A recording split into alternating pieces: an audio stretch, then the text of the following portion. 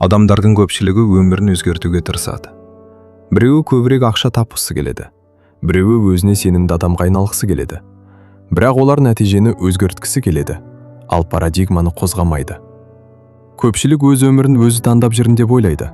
Бірақ шын мәнінде олардың ойы, реакциясы, шешімі бәрі ескі бағдарламалардың нәтижесі. Адам көбіне өзі ойлап тұрған жоқ. Ол бұрын оған үйретілген ойларды қайталап жүр. Бала кезде естіген сөздер, қоғамнан көрген модельдер, бір сәтсіздік. Осының бәрі сана астында шындық болып бекітіліп қалады. Адам өскенмен, бірақ ішіндегі программа өзгермейді. Сырттай ересек адам, ал іштей ескі шектеулердің тұтқыны. Сондықтан, кейбірі өзін үнемі кейінге сырады. Кейбірі ақша келсе де ұстай алмайды. Кейбірі махаббаттан қашады. Олар мұны саналы түрде істемейді. Бұл парадигманың жұмысы.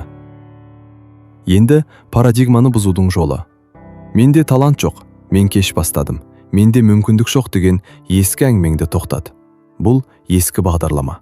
Парадигма өзгермейінше сен бір орында айнала бересің. Сол үшін жаңа нәтиже алу үшін сен ескі версияңнан шығуың керек. Мен миллионер болғым келеді дейді.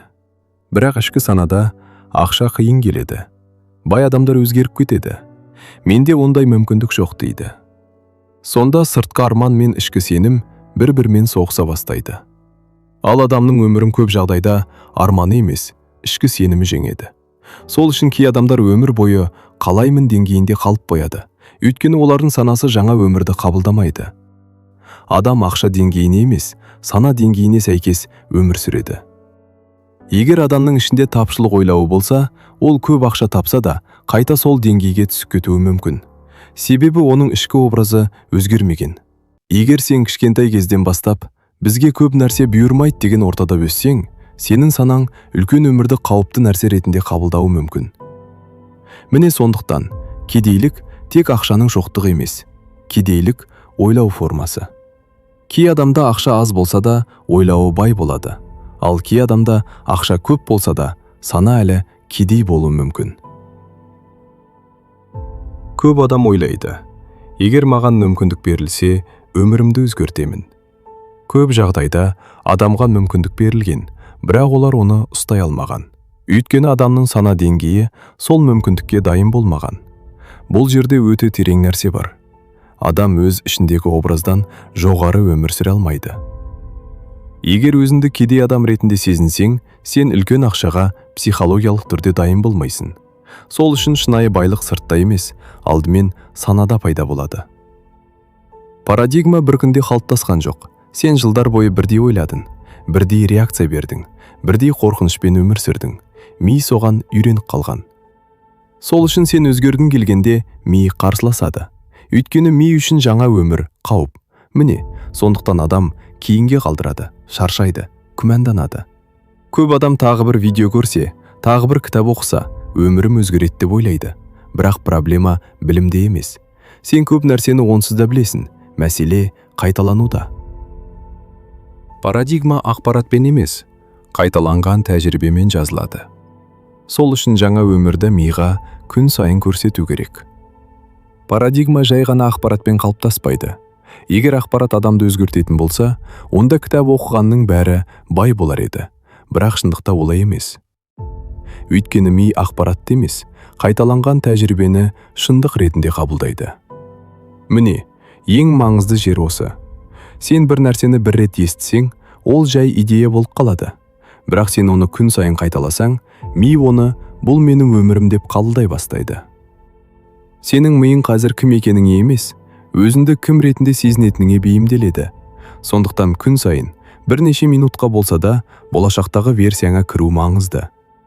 Көзіңді жұмып, табысты адам ретінде, дені сау адам ретінде өзіңді елестетуің керек.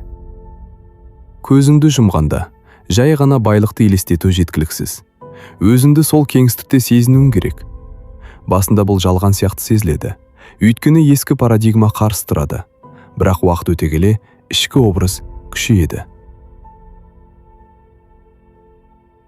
Көп адамның өзіне сенбеуінің себебі, олар өз сөзіне өзі сенбейді. Ертең бастаймын, таңертең тұрам, кітап оқимын. Бірақ орындамайды. Ми оны байқап отырады. Сосын іште, мен бәрібір соңына дейін жеткізбейтін адаммын деген образ қалыптасады. Сол үшін қазір ең маңызды нәрсе үлкен мақсат емес, кішкентай уәдені орындау. 5 минут кітап оқы, 5 минут медитация жаса.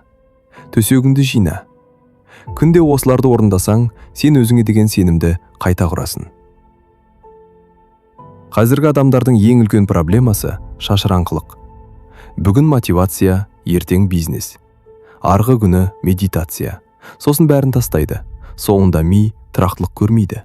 Ал күш тұрақтылықтан пайда болады. Сондықтан бір нәрсені таңдап, соны ұзақ уақыт қайталау керек. Аз болса да, бірақ күн сайын. Өйткені ми тұрақты нәрсені ғана жаңа болмыс ретінде қабылдайды. Сондықтан қазіргі уақытта ең маңызды инвестиция ақша емес, өз санаңды қайта тәрбиелеу. Егер сен өзіңе мен мықтымын, мен тұрақты адаммын деп айтсаң, бірақ әрекет жоқ болса, ми сенбейді. Ми сөзге емес, әрекетке қарайды. Сен бүгін 5 минут кітап оқысаң, миға жаңа сигнал барады. Бүгін өзіңе берген уәдені орындасаң, ми сені жаңа адам ретінде қабылдай бастайды. Кішкентай жеңістер миыңды қайта программалайды. Парадигманы бұзу деген өміріңді өзгерту ғана емес, бұл өзіңе деген қарым-қатынасты өзгерту. Көп адам өзімен жау сияқты сөйлеседі. Неге менің қолымнан келмейді? Неге мен қайта-қайта қателесемін? Неге бәрін құртып аламын? Осындай ішкі дауыс адамның энергиясын азайтады. Сол үшін кейде ең үлкен өзгеріс өзіңе түсіністікпен қарап, қатал болуды тоқтатқан сәттен басталады. Сен сынған жоқсың, сен тек ұзақ уақыт бойы бір күйде өмір сүріп қалғансың.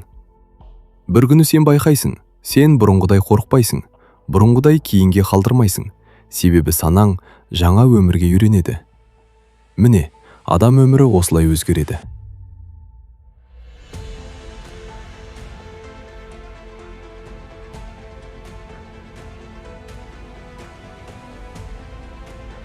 Сен іздеп жүрген жаңа өмір алыс жерде емес шығар. Мүмкін ол сенің ішіңде баяғыдан күтіп тұрған шығар.